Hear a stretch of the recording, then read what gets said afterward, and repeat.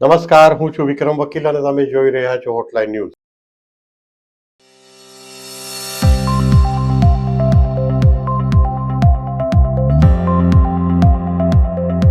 Drugs, દારૂ અને બીજા જે દૂષણો છે એને અટકાવવા મુશ્કેલ જ નહીં, લગભગ અશક્ય છે એવું લાગી રહ્યું છે. જે રીતે દેશમાં અને ગુજરાતમાં ડ્રગ્સને, ખાસ કરીને ચરસ, અફીણ કે એમડી ડ્રગ્સ જેવા કેમિકલ આર્ટિફિશિયલ ડ્રગ્સ પણ કેટલાક તો સ્થાનિક ફેક્ટરીમાં જ બને છે, સ્થાનિક લેબોરેટરીમાં તૈયાર થાય છે, જ્યારે કેટલાક વિદેશથી આવે છે.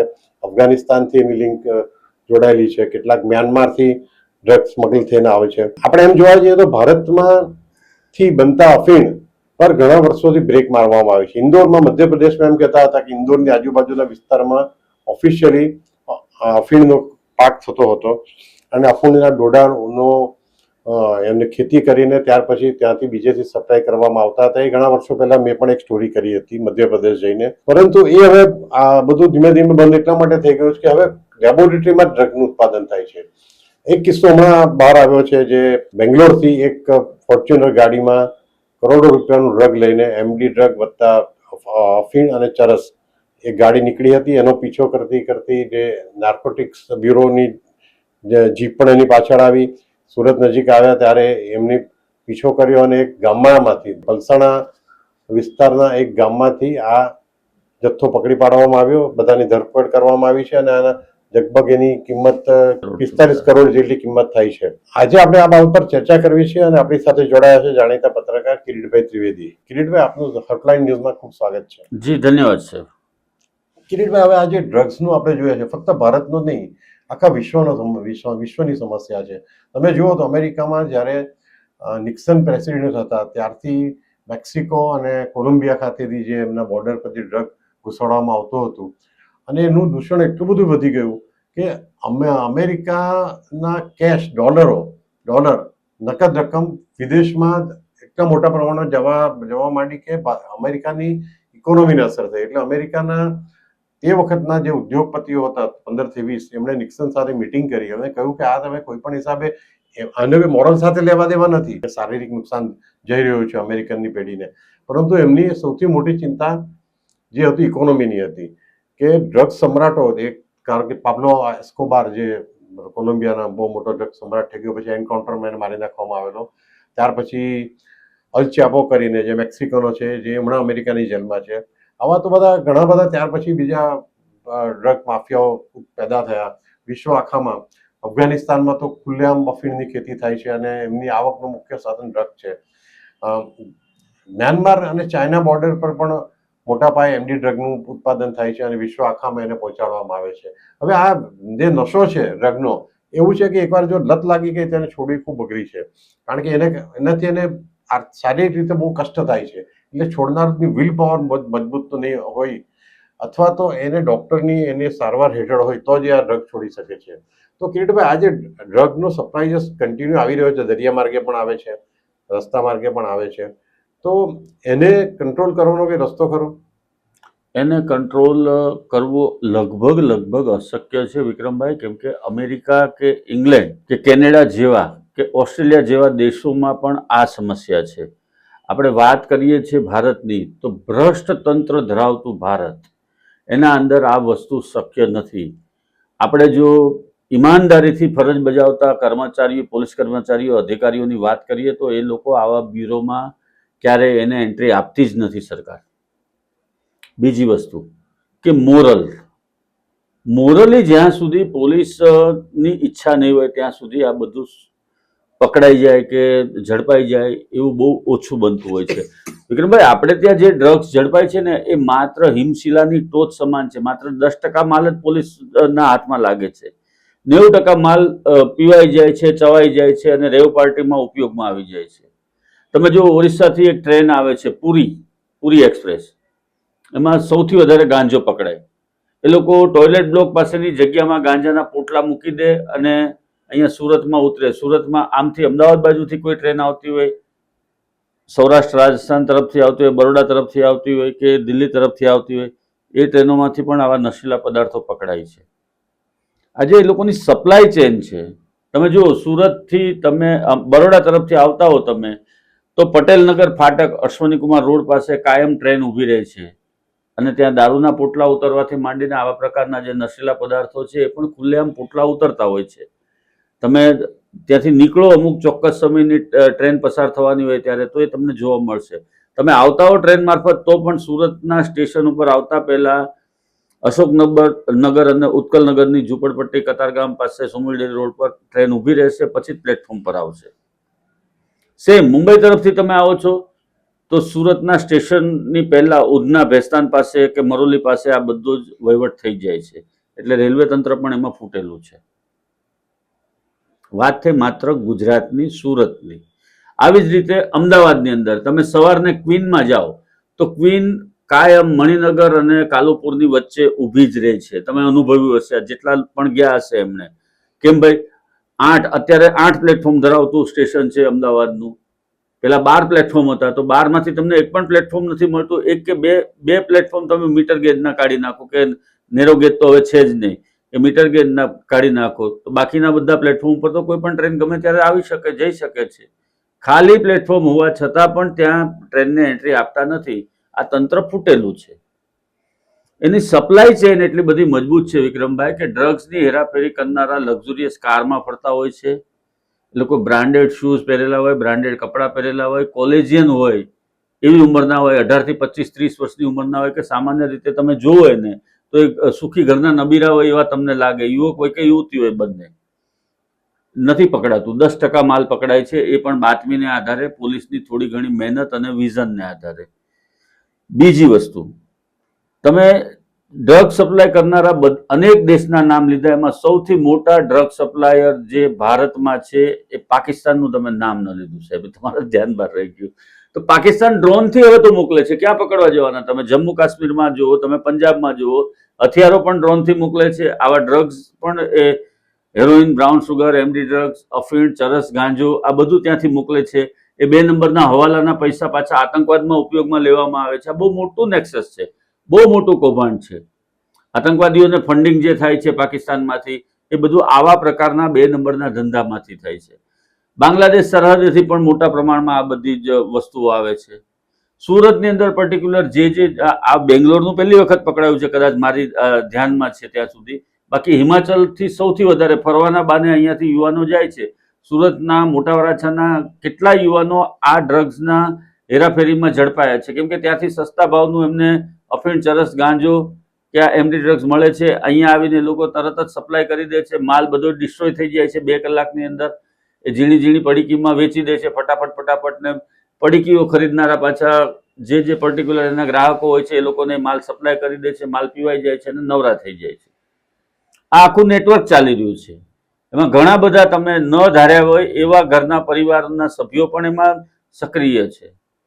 વિક્રમભાઈ, અસ્થાના હતા કમિશનર, રાકેશ અસ્થાના આપણા કમિશનર હતા સુરતમાં. ત્યારે એણે એક V24 સર્કલ છે ગૌરવ પથ ઉપર, સોરી લિનિયર પાર્ક ઉપર, નક્ષત્રમાંથી એક દંપતીને ઝડપ્યું હતું.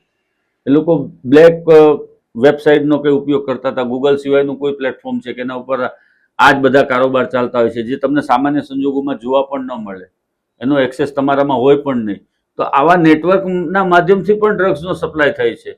મુંબઈ સૌથી મોટું સપ્લાયર છે ડ્રગ્સમાં સુરતમાં, અને સુરતમાં જ એમડી ડ્રગ્સ બને છે. એવા પણ સંખ્યાબંધ કેસો અત્યાર સુધીમાં એસઓજીની ટીમે, પીસીબીની ટીમે અને આપણા એનસીબી નાર્કોટિક્સ બ્યુરોએ પણ પકડી છે, ક્રાઇમ બ્રાન્ચે પણ પકડી છે.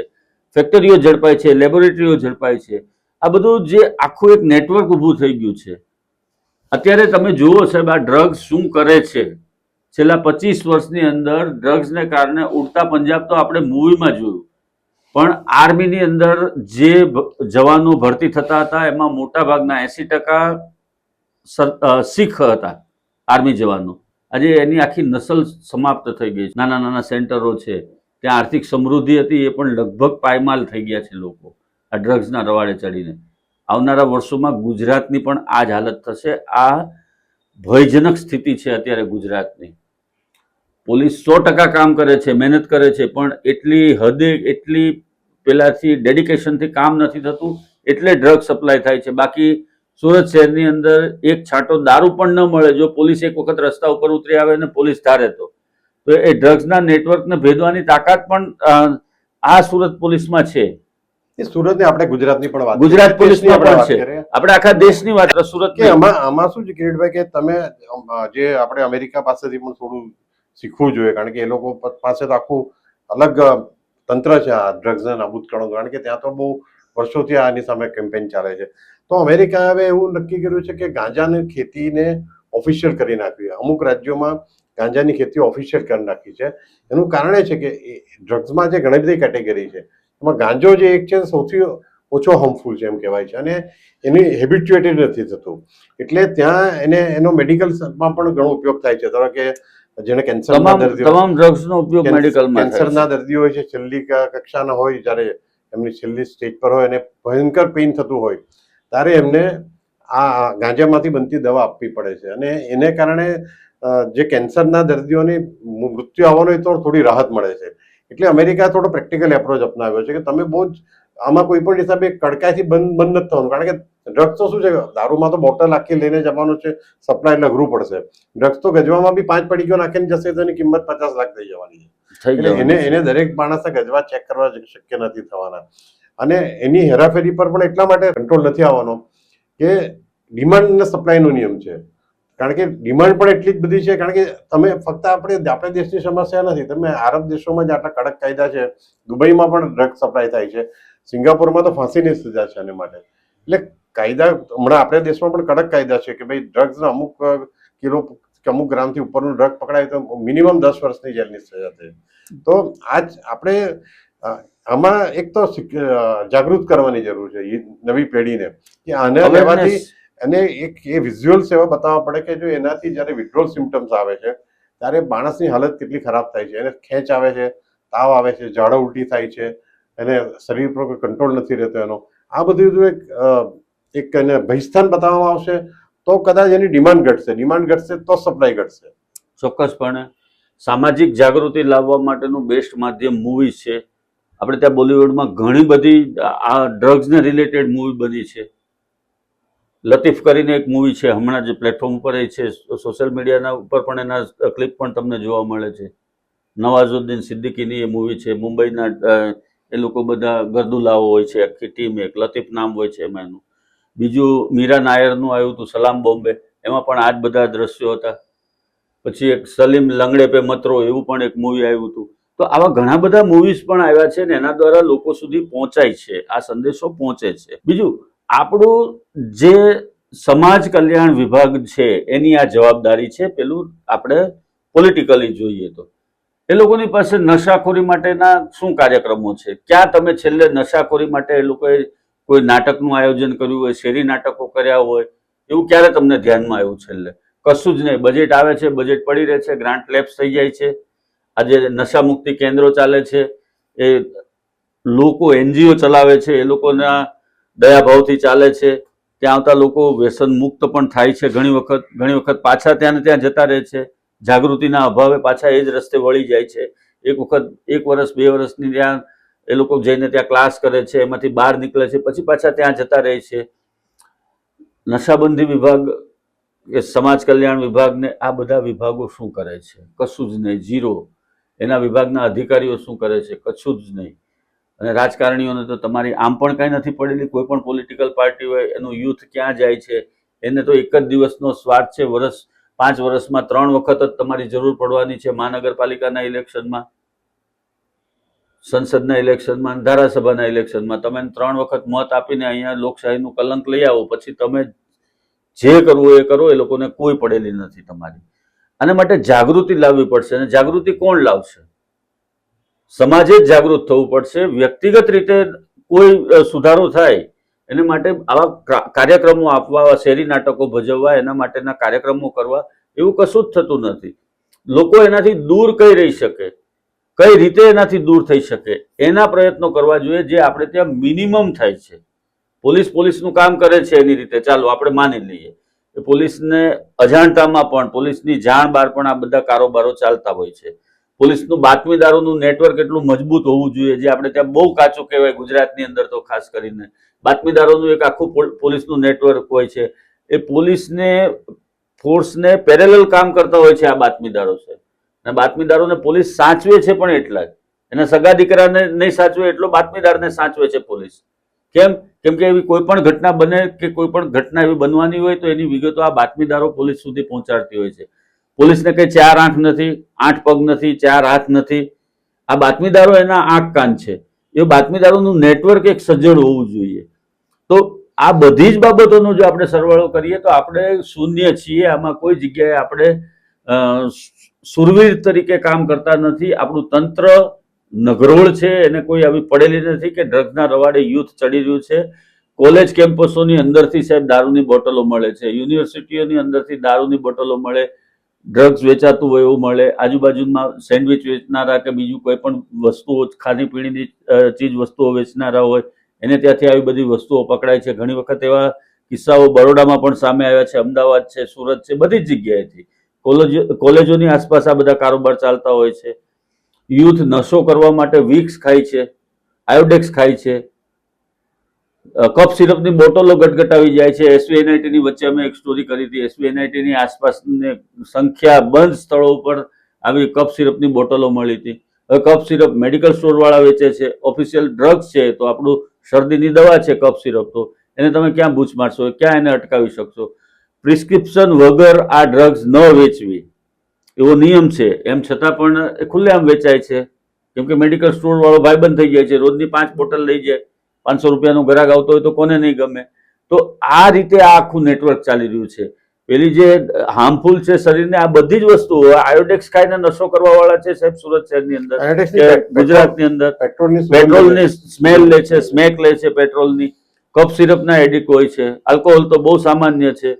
તો આ બધું કઈ રીતે શક્ય બનશે? લોક જાગૃતિ વગર આ વસ્તુ શક્ય નહીં બને. હવે આ યુવાનોની જે આદત હોય છે એના વારસામાં આવે છે. તો અનેક બાબતો એવી છે કે સામાજિક જાગૃતિ દ્વારા આપણે એને કંટ્રોલ કરી શકીએ અને પોલીસ કાયદાનો ડર બતાવી અને કંટ્રોલ કરી શકે. બીજું આપણે કહ્યું કે નાર્કોટિક્સની સજા 10 વર્ષથી 20 વર્ષની હોય છે. નાર્કોટિક્સના કેસમાં મોટા ભાગના કિસ્સાઓમાં સાહેબ કોર્ટ ક્યારેય જામીન આપતી જ નથી. નાર્કોટિક્સના કેસમાં જામીન મળતા જ નથી. સુપ્રીમ કોર્ટ સુધી જાય તો પણ ડ્રગ્સનો કેસ મજબૂત હોય તો એ લોકોને જામીન મળતા નથી.